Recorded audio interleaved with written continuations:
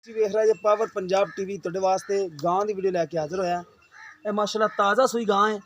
ਥਣ ਚੜਾ ਮਾਸ਼ਾਅੱਲਾ ਸੁਥਰਾ ਗਾਂ ਕੋਲੇ देखो सोहना हवाना माशाल्लाह कद सोहना माशाल्लाह कोनी हैगी है वलैती क्रास है। पीछे बच्चा के बच्ची पीछे इसके बच्चा लाल गोरा चोरस्तानी बच्चा है।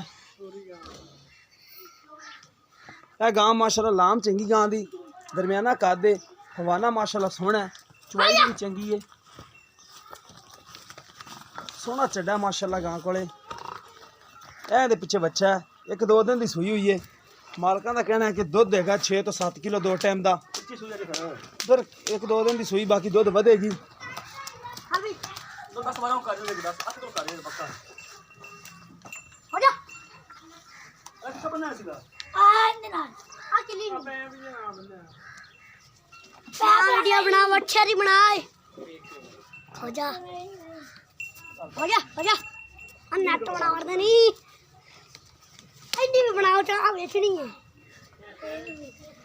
नेट चुप कर नेट बढ़िया नेटा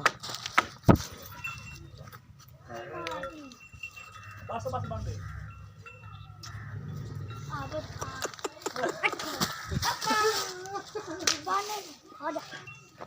तेरी मां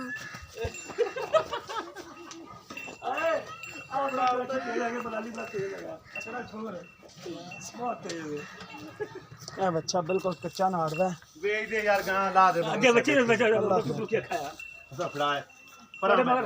तोरे ने यार चाचा परा गा अल्लाह खैर करेगा। सोहना माशाल्लाह चड्डा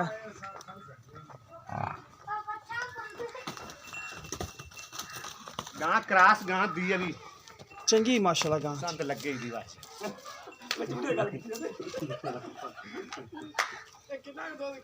दूध गां 6-7 किलो है ना बच्चन छाड़ के दो थन छाड़ना अगले में कदे चोए ही नहीं।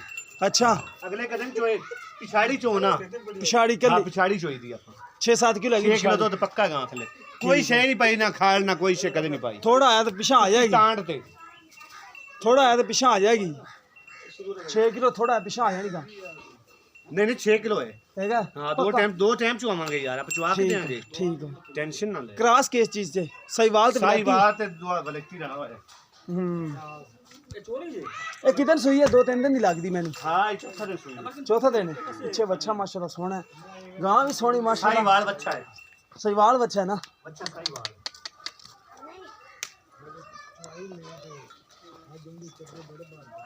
अम्मा वाले चोगे